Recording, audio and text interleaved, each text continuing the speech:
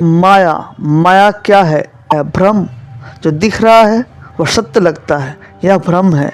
शरीर ही सब कुछ है, भ्रम है। नष्ट हो जाने वाली वस्तुएं शाश्वत है, भ्रम है। मकान जायदाद तेरी मेरी, भ्रम है। रिश्ते नाते सत्य है, भ्रम है। यही माया है।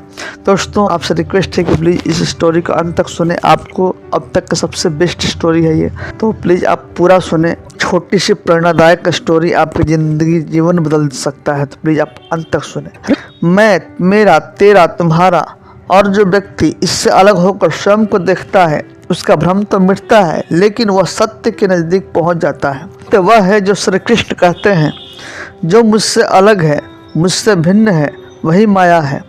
और जो मुझ में रमा है, मुझसे जुड़ा है, मुझसे ही हर ओर देखता है, मुझे ही महसूस करता है, वह माया से अलग रहता है। उसे माया स्पर्श नहीं कर सकती। माया का अर्थ ही ज्ञान है, और यह ज्ञान कब शुरू हुआ इसे जानने की जरूरत नहीं। माया जीव से कब जुड़ी यह भी जानने की जरूरत नहीं, लेकिन अज्ञान और माया को मिटाने के लिए ज्ञान की जरूरत है। और ये दोनों तभी मिट सकते हैं जब व्यक्ति परमात्मा से जुड़ता है। माया इस शरीर रूपी कपड़ों पर एक दाग है। यह जानने का कोई लाभ नहीं कि यह दाग कहाँ से लगा, कैसे लगा और क्यों लगा। जो लगना था लग गया, अब तो इसे मिटाने की जरूरत है कि पहला दाग मिटे और दूसरा दाग ना लगे। माया क्या है? मैं में आदमी क्यों उलझ जाता है? यह सोचने के बजाय इससे रहित होना चाहिए, और मैं से रहित होने के लिए गुरु की शरण लेनी चाहिए।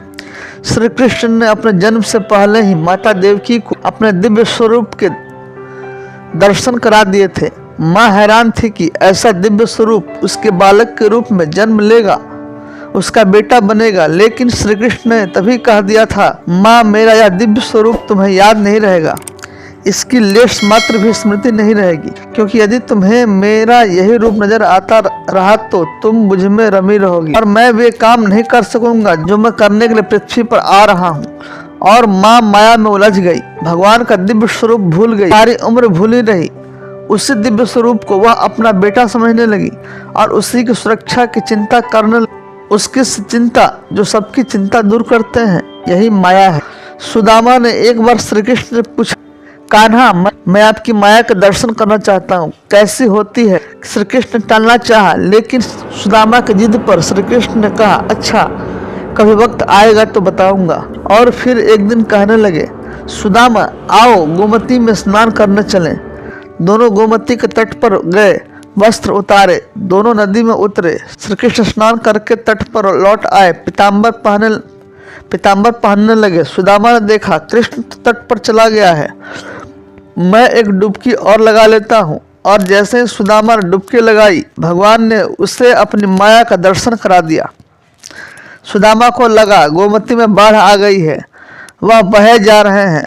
सुदामा जैसे तैसे घाट के किनारे रुके, घाट पर चढ़े, घूमने लगे। घूमते घूमते गांव के पास आए, वहाँ एक हथनी ने उनके गले में फूल माला पहनाई। सुदामा हैरान हुए, लोग इकट्ठे हो गए। लोगों ने कहा, हमारे देश के राजा की मृत्यु हो गई है। हमारा नियम है, राजा की मृत्यु के बाद हथनी जिस भी व्यक्ति के गले में माला पहना दे वही हमारा राजा होता है। हथनी ने आपके गले में माला पहनाई है, इसलिए अब आप हमारे राजा हैं। सुदामा हैरान हुए, राजा बन गए। एक राजकन्या के साथ उसका विवाह भी हो गया, 2 पुत्र भी पैदा हो गए। एक दिन सुदामा की पत्नी बीमार पड़ गई, आखिर मर गई। सुदामा दुख से रोने लगे। उसकी पत्नी जो मर गई थी, जिसे वह बहुत चाहते थे, सुंदर थी, सुशील थी। लोग इकट्ठे हो गए। उन्होंने सुदामा को कहा, आप रोए नहीं, आप हमारे राजा हैं, लेकिन रानी जहाँ गई है वहीं आपको भी जाना है। मायापुरी का नियम है, आपकी पत्नी को चिता में अग्नि दी जाएगी, आपको भी अपनी पत्नी की चिता में प्रवेश करना होगा, आपको भी अपनी पत्नी के साथ जाना होगा। सुना तो सुदामा की सांस रुक गई, हाथ पांव फूल गए। अब मुझे भी मरना होगा, मेरी पत्नी की मौत हो गई है, मेरी तो नहीं, भला मैं क्यों मरूं? कैसा नियम है? सुदामा अपनी पत्नी की मृत्यु को भूल गए, उनका रोना भी बंद हो गया। अब वह स्वयं की चिंता में डूब गए। हाँ भी भाई, मैं तो मायापुरी का वासी नहीं हूँ, मुझ पर आपकी नगरी का कानून नहीं होता, मुझे क्यों जलना होगा? लोग नहीं माने, कहा, अपनी पत्नी के साथ आपको भी चिता में जलना होगा, मरना होगा, यह यहाँ का नियम है। आखिर सुदामा ने कहा, अच्छा भाई, चिता में जलने से पहले मुझे स्नान तो कर लेने दो। लोग माने नहीं।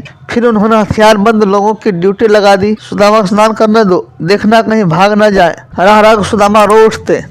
सुदामा इतना डर गए कि उसके हाथ पैर कांपने लगे।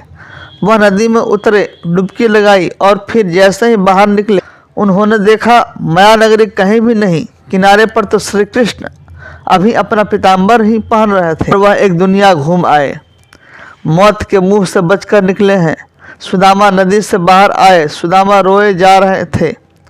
श्री कृष्ण हैरान हुए। सब कुछ जानते फिर भी अनजान बनते हुए पूछे, सुदामा तुम क्यों रो रहे हो? सुदामा ने कहा, मैंने जो देखा है वह सच था या यह जो मैं देख रहा हूँ? श्री कृष्ण मुस्कुरा। श्री कृष्ण ने कहा, जो देखा भोगा वह सत्य नहीं था, भ्रम था, स्वप्न था, माया थी मेरी, और जो तुम देख रहे हो यही सच है। मैं ही सच हूँ। मेरे से भिन्न जो भी है वह मेरी माया ही है, और जो मुझे ही सर्वत्र देखता है, महसूस करता है, उसे मेरी माया स्पर्श नहीं कर सकती। माया स्वयं का विस्मरण है, माया अज्ञान है, माया परमात्मा से भिन्न, माया नर्तकी है, नाचती है, लेकिन जो श्री कृष्ण से जुड़ा है यह नाचता नहीं, भ्रमित नहीं होता, निर्लेप रहता है, वह जान जाता है। सुदामा भी जान गए थे। जो जान गया वह श्री कृष्ण से अलग कैसे रह सकता है? दोस्तों, आपको ये स्टोरी कैसे लगी? सुदामा कृष्ण की मित्रता के लिए एक प्यारा कमेंट कर दें और जय श्री कृष्ण लिखना ना भूलें। आशा करता हूँ आपको स्टोरी काफ़ी अच्छी लगी, तो प्लीज़ एक प्यारा सा लाइक, शेयर, चैनल सब्सक्राइब कर दबा दें।